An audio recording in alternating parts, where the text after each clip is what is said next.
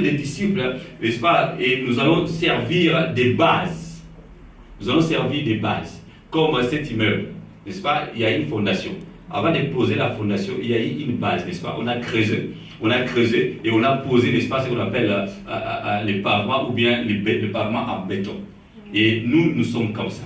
Nous, les disciples, nous, les serviteurs de Dieu, nous sommes comme les pavements, n'est-ce pas, qui reçoit la fondation.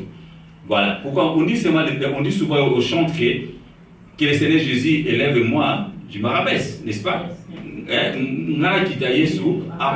Or, ces principes-là, si tu commences dès le départ de ton ministère, ou bien si tu as un enseignement qui te permette à comprendre, n'est-ce pas, à cette illustration, c'est comme ça que lorsque tu vas grandir, il y a beaucoup de caractères que je vais citer peut-être ici, et ça sera peut-être simple pour toi. Amen. Amen. Voilà. Alors, les programmes, c'est quoi? Les programmes, il y a cinq sujets. 5 sujets par rapport auxquels nous allons essayer, n'est-ce pas, de comprendre c'est quoi, n'est-ce pas, les disciples. Alors, le premier sujet, je vais parler du disciple-là au leadership chrétien. Du disciple-là au leadership chrétien. Pourquoi? Parce que les disciples-là, ce n'est pas quelque chose d'exclusif. Ils ont capté pour le chrétien. De la même façon aussi, le leadership, ce n'est pas obligatoirement ou bien exclusivement pour les chrétiens, n'est-ce pas? Il y a le cours de leadership à l'université. Il y a les gens qui s'appellent leaders, n'est-ce pas? Il y a des leaders dans le monde qui ne sont même pas des chrétiens. C'est pourquoi je vais mettre l'accent sur le leadership et les disciples chrétiens.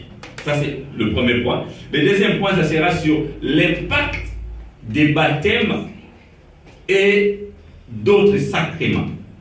L'impact des baptêmes et d'autres sacrements. Alors, l'impact de quelque chose, on le connaît, n'est-ce pas? S'il y a quelque chose, par exemple, il y a,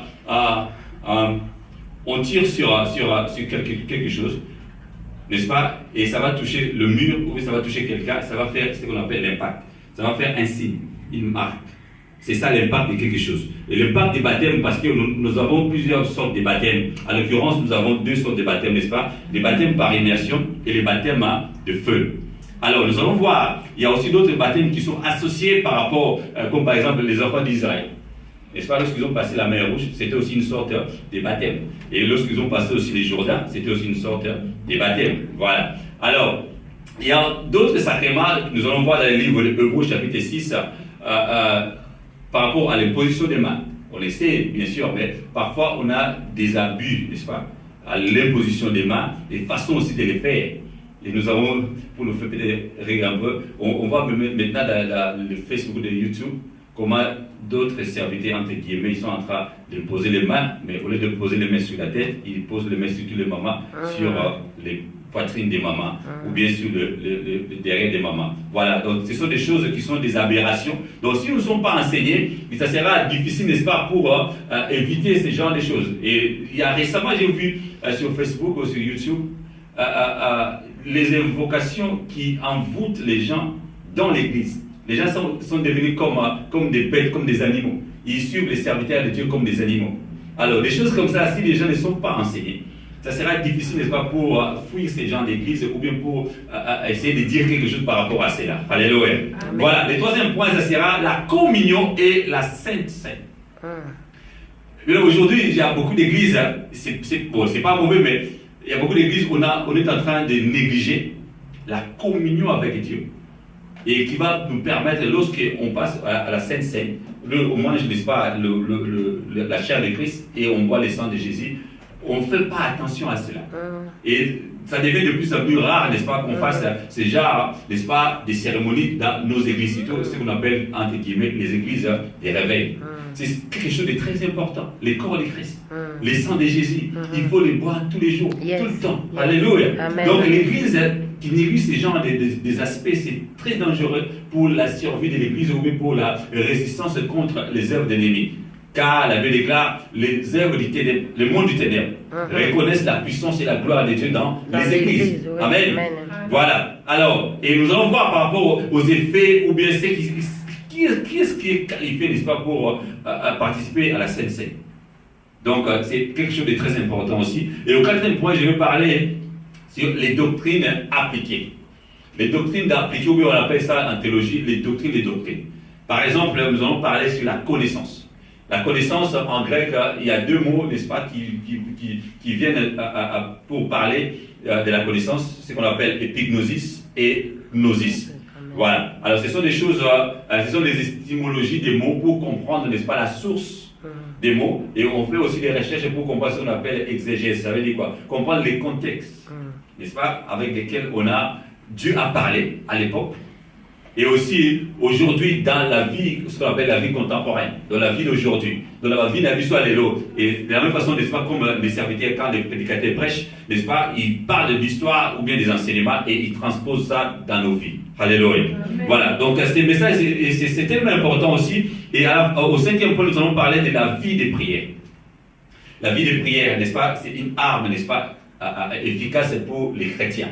Et la vie des prières, il faut savoir quand prier, comment prier, la position, n'est-ce pas, des positions de prière, et différentes sortes aussi de prières. Et le Seigneur Jésus a dit quoi? Vous multipliez, n'est-ce pas, des mots, vous multipliez, n'est-ce pas, des paroles vaines. Des paroles vaines qui ne servent à rien. Or, si tu ne sais pas comment prier, si tu ne sais pas quand prier, si tu ne sais pas comment, n'est-ce pas, donner des requêtes, c'est le diable qui va en rire, n'est-ce pas? Alléluia. Amen. Voilà. Donc, ceci dit, on commence aujourd'hui par les premiers points. Le premier point, c'est du discipulat au leadership chrétien.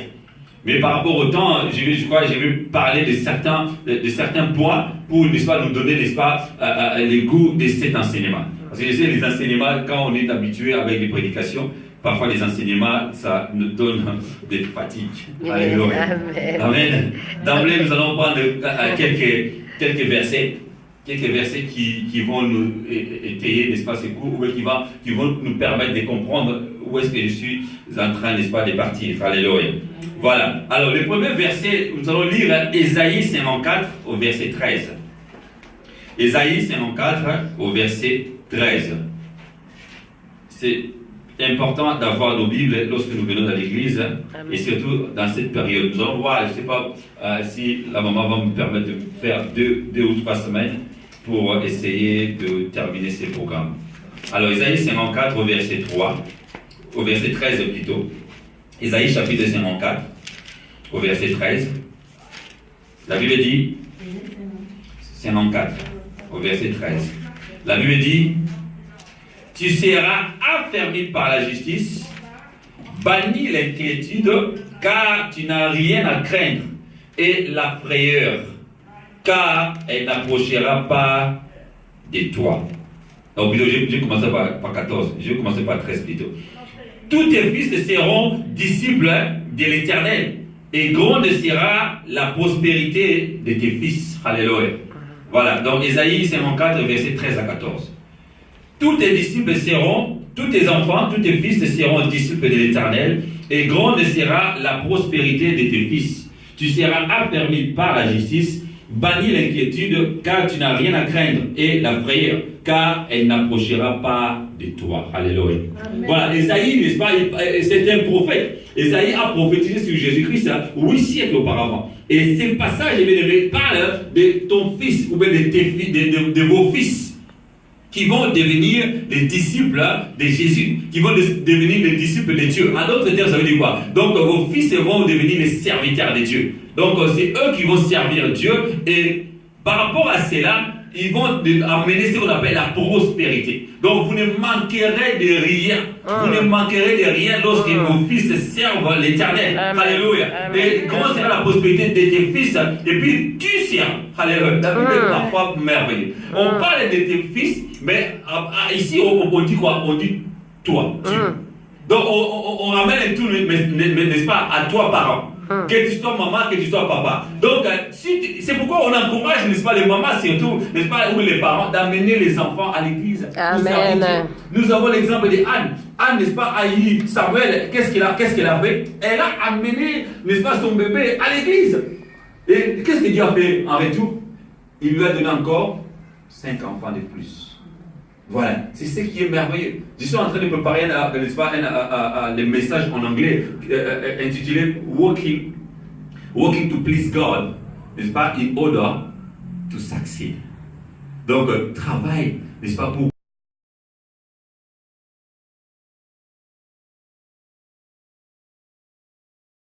Alléluia.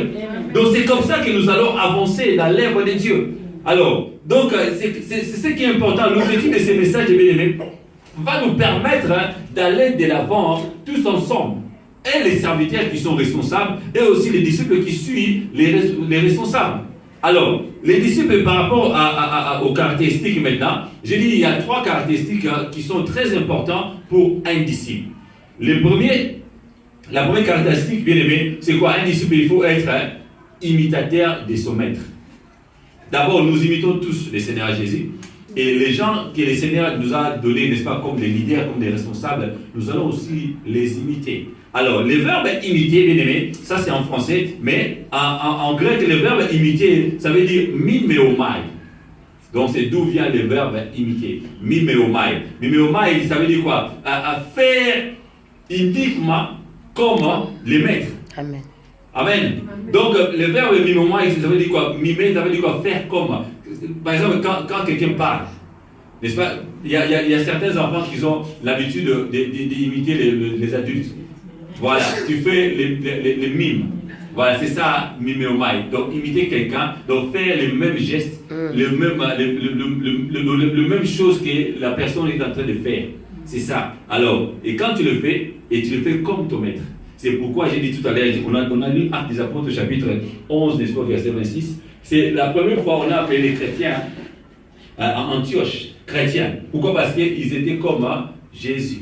On a remarqué les gestes, les faits et gestes de Christ en eux. Et de la même façon, mais quand tu le fais, alléluia, et il faut que quelque chose passe dans ta vie. Parce qu'on a vu la lumière de Jésus en toi. Il y a eu la puissance de Jésus en toi. Il y a eu, n'est-ce pas, l'image de Dieu en toi. La Bible dit dans le livre de Genèse que Dieu nous a créés à son image. Alléluia. De la même façon, si tu suis l'image, n'est-ce pas, de ton maître, qui est le Seigneur Jésus, le maître des maîtres, et de la même façon aussi, c'est lui que le Seigneur Jésus a mis devant toi, et tu le suis aussi, tu vas voir, ta vie va être transformée. Ta vie va être transformée, bien aimé. Parfois, on suit les serviteurs de Dieu, mais dans les cœurs, il y a autre chose qui se passe.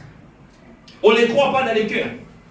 Alléluia. C'est pourquoi quand tu imites l'homme de Dieu ou bien la servante de Dieu, bien aimé, les problèmes peuvent arriver. Mais on ne fait pas, n'est-ce pas, cette approche-là d'approcher l'homme de Dieu ou bien la servante de Dieu avec respect et d'essayer de comprendre la chose. Est-ce que, qui peut me dire, les disciples de Jésus, est-ce que lorsqu'on a accusé faussement Seigneur Jésus, qu'est-ce qu'ils ont fait? Est-ce qu'ils ont aussi accusé Seigneur Jésus? Non.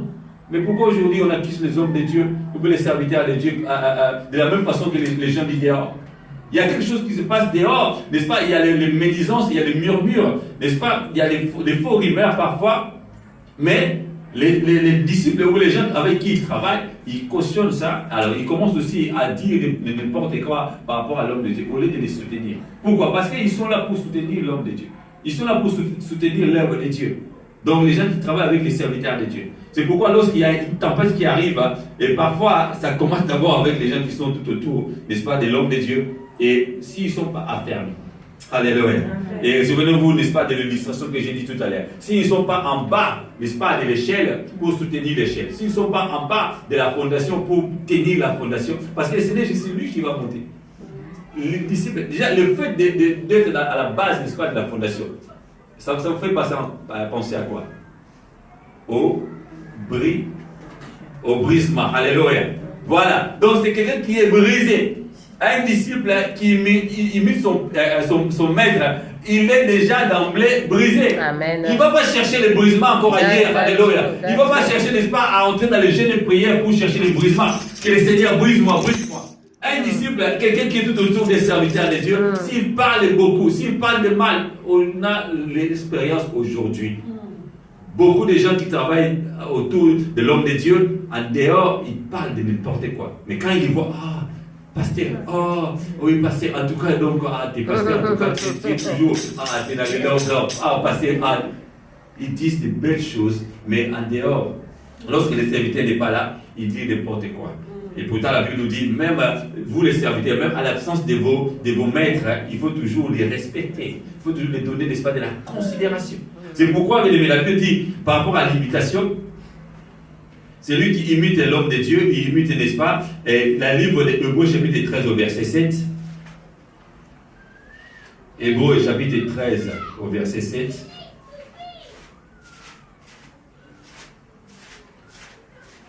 La Bible nous dit, souvenez-vous de vos conducteurs qui vous ont annoncé la parole de Dieu. Considérez quelle a été la fin de leur vie et imitez leur foi. Alléluia. Amen. Voilà. Les gens qui vous conduisent dans l'œuvre de Dieu. Les gens qui vous annoncent la parole de Dieu. Il faut les respecter, bien évidemment. Et la Bible dit quoi? Il faut les imiter. Et qu'est-ce qu'il faut imiter? Imiter leur foi. N'imitez pas, n'est-ce pas, les mauvais caractères. Est-ce que les gens qui ont, par exemple, Moïse et Josué, est-ce que Josué a imité la colère de Moïse? Non. Non. Est-ce que quand on dit, on donne ce qu'on a, qu'est-ce qu'on donne aux gens? Regarde-moi ça. Qu'est-ce qu'on donne? On ne donne pas les caractères. Non. On ne donne pas ce qu'on a de la vie, n'est-ce pas, en toi, la chair. On ne donne pas ce qui est charnel. On donne ce qui est spirituel. Alléluia. Si tu reçois quelque chose de spirituel de la part de Dieu, c'est comme ça que tu vas transmettre aux autres. C'est pourquoi j'ai dit, n'est-ce pas, lorsque nous allons parler de l'impact du baptême et d'autres sacrements, surtout à l'imposition des mains. Bien aimé, ce n'est pas qu'on transmet la colère ou bien on transmet, n'est-ce pas, les mauvaises habitudes. Non, on transmet l'œuvre, la chose que Dieu a mis en toi. Si Dieu t'a donné une vision par rapport à la délivrance ou bien à la guérison, n'est-ce pas, des malades, c'est ce qu'on va transmettre. On transmet ce qui est spirituel et non charnel. Yes. Donc c'est comme ça, bien aimé. C'est pourquoi les enseignements sont très importants pour comprendre certaines choses que les gens disent abusivement en dehors de la parole de Dieu. Voilà. Et après, imitation, il y a aussi ce qu'on appelle le murmure. Murmure. Donc, quand on sert Dieu, il faut éviter les murmures. Alléluia. Il faut éviter le murmure. Pourquoi? Parce que quand on fait l'œuvre de Dieu, il y a les gens, n'est-ce pas, qui viennent tout autour de nous. Il y a des gens qui vont nous raconter de n'importe quoi. Pourquoi? Pour empêcher que la gloire de Dieu soit transmise du Père au Fils ou bien du serviteur à ses disciples. La Bible dit quoi? Il est doux, agréable aux frères de demeurer ensemble. N'est-ce pas? Qu'est-ce qu'il fait? Il y a l'onction qui descend de la barbe d'Aaron et il fait transmettre aux autres, à l'assemblée. Donc c'est comme ça, l'homme de Dieu, quand il reçoit, n'est-ce pas, la gloire de Dieu, la puissance de Dieu, et c'est comme ça qu'il va les transmettre aux autres. Comme on a dit, n'est-ce pas, comme on dit toujours, quand on a un don, les dons ce n'est pas pour soi. Les dons c'est toujours pour les autres. Amen. Alléluia. Donc quand tu as un don, un talent, tu vas toujours servir pour les autres. Donc c'est comme ça, bien aimé. Alors, quand, n'est-ce pas, tu imites l'homme de Dieu, et aussi tu es derrière l'homme de Dieu, tu vas faire ce qu'on appelle, tu ne vas pas, comment dirais-je, murmurer. Pourquoi? Parce que la Bible dit dans le livre de Philippiens, chapitre 2, verset 14. Philippiens, chapitre 2, au verset 14. Le temps nous fait défaut, mais on a quand même parlé de la part du Seigneur. On a quand même posé la fondation, n'est-ce pas, l'introduction, la compréhension. Philippiens chapitre 2, verset 14, la Bible nous dit: faites toutes choses sans murmure ni hésitation, afin que vous soyez irréprochables et purs, des enfants de Dieu irrépréhensibles au milieu d'une génération perverse et corrompue, parmi lesquels vous brillez comme des flambeaux dans les mondes. Alléluia. Bien aimé, le fait de ne pas murmurer dans l'œuvre de Dieu, le fait de ne pas murmurer, tu restes calme, même si les gens, n'est-ce pas, dehors, même si les gens tout autour de toi, même dans l'église, tout le monde, n'est-ce pas, dit que bon, ce qui se passe, ce n'est pas bien, alors il faut faire la révolution, ou bien faire la rébellion, il faut quitter l'église. Toi, tu es disciple de Jésus, tu es disciple de Dieu, il ne faut pas quitter. Alléluia. Mais quitter dans la rébellion, c'est mauvais. Il y a beaucoup d'enseignements, il y a même dans l'école de théologie, il y a tout un département, tout un sujet par rapport à la rébellion dans l'œuvre de Dieu. C'est tellement quelque chose à éviter pour un disciple. Voilà. Et quand tu le fais, n'est-ce pas, tu ne murmures pas. Ne pas murmurer, ça veut dire quoi? de ne pas apporter, n'est-ce pas, un jugement sur la chose, sur ton maître. Il faut essayer de comprendre, oui. Ça ne se refuse pas, n'est-ce pas, de poser des questions. Mais de murmurer, ça veut dire quoi? C'est de dire n'importe quoi. Murmurer, ça veut dire ce qu'on appelle en anglais les gossips, n'est-ce pas? De dire les médisances. Murmurer, ça veut dire quoi? Juger l'autre. Oh, quand tu juges, le verbe juger, par rapport à ça, il y a deux verbes qui viennent dans le verbe juger. Le verbe juger, d'abord, ça veut dire quoi? Ça veut dire ce qu'on appelle daik. Daik, ça veut dire juger par rapport à quelqu'un, n'est-ce pas? C'est toi qui es le chef, c'est toi qui es le gouverneur ou l'administrateur, n'est-ce pas, de la chose. Donc quand tu juges, tu te mets comme un magistrat, tu te mets comme, n'est-ce pas, un roi, comme un président, comme un chef. Alors toi, tu vas juger ton maître. On a vu, n'est-ce pas, les disciples, aucun disciple n'a jugé le Seigneur Jésus. Mais aujourd'hui, nous continuons, n'est-ce pas, à juger le serviteur de Dieu. Je ne dis pas qu'ils sont intouchables, mais ce sont des gens à respecter. Si jamais il y a un problème, approche-là, n'est-ce pas, d'une façon respectueuse, n'est-ce pas, pour essayer de comprendre la chose, de ne pas murmurer, de dire n'importe quoi. Alléluia. Voilà. Et là, la Bible nous dit, le livre de Philippiens, l'apôtre Paul a mis un accent très important, n'est-ce pas, ce qu'on a dit tout à l'heure. On voit que quand tu le fais, la Bible dit quoi? Afin que vous soyez irréprochables et purs, et des enfants de Dieu irrépréhensibles. Donc vous êtes devenus des enfants de Dieu irrépréhensibles, et au milieu d'une génération perverse et corrompue, parmi laquelle vous brillez comme des flambeaux. Donc ça veut dire quoi? Si tu es disciple et que tu murmures, la Bible dit, le diable va venir, n'est-ce pas, faire éteindre ton flambeau, ton feu. C'est pourquoi on dit, voilà, les gens qui parlent beaucoup dans l'œuvre de Dieu, ils sont en train de faire éteindre leurs étoiles, leurs feux, leurs flambeaux. Parce qu'ils n'auront même pas le temps de prier. Et le Seigneur ne va même pas attendre leur prière. Pourquoi? Parce qu'ils murmurent trop. Le Seigneur a dit par rapport aux enfants d'Israël, il ne faut pas murmurer. Restez calme, restez tranquille, restez en silence ici, et puis le Seigneur, c'est lui-même qui va combattre. Et si tu murmures, bien aimé, ça veut dire quoi? C'est toi-même qui vas combattre, c'est toi-même qui cherches la solution à ces problèmes. Or, celui qui est disciple, c'est un homme spirituel. Un homme spirituel, n'est-ce pas, confie tout au Saint-Esprit, il confie tout à Dieu, il juge spirituellement. Alléluia. Donc, c'est la différence avec un chrétien qui est charnel. Un chrétien charnel, c'est quelqu'un, n'est-ce pas, qui réagit, comme on dit, d'une façon épidermique. S'il y a un problème, allez, il se fâche aussitôt. Il n'a pas les fruits de l'esprit. Il n'a pas la patience. Il n'a pas l'amour, il n'a pas la bonté. Alléluia. Voilà, un disciple, c'est quelqu'un qui a les fruits de l'esprit aussi, en passant. Alors, les troisième caractéristiques, bien aimé, c'est lui, n'est-ce pas, qui est devenu disciple, c'est quelqu'un, n'est-ce pas, qui est accueillant. Là, je vais m'arrêter là. Qui est accueillant. Alors, à l'accueil, bien aimé, en grec, ça veut dire quoi? Proslambano. Proslambano. Proslambano, ça veut dire simplement, n'est-ce pas, prendre quelqu'un, n'est-ce pas, dans son cœur et lui donner une place. Quand on accueille, ça veut dire, le moment où vous êtes là, quand vous accueillez quelqu'un, n'est-ce pas, dans votre maison, ou bien il y a un invité qui arrive, vous l'accueillez, n'est-ce pas, avec cœur, parce que vous l'avez préparé. Mais là, c'est dans le sens spirituel et pratique à la fois, d'accueillir quelqu'un dans son cœur, parce que nous sommes les frères dans l'œuvre de Dieu. C'est ça l'explication, voilà, c'est l'hospitalité aussi, être hospitalier les uns les autres, n'est-ce pas? Et quand tu es accueillant, quand on parle de proslambano, ça veut dire quoi? Ça veut dire qu'un disciple qui prend quelqu'un pour l'amener au bon port. Tu prends quelqu'un, tu l'accueilles et tu lui montres les chemins. Ça veut dire quoi? C'est comme si ton frère a un problème et toi tu l'accueilles. C'est ça le fait d'être disciple. Parce que nous sommes les frères les uns les autres.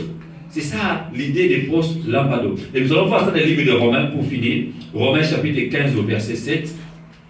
Romains. Le livre de Romains chapitre 15 au verset 7. Romains chapitre 15 au verset 7. La Bible dit, accueillez-vous donc les uns les autres comme Christ vous a accueillis pour la gloire de Dieu. Alléluia. Amen.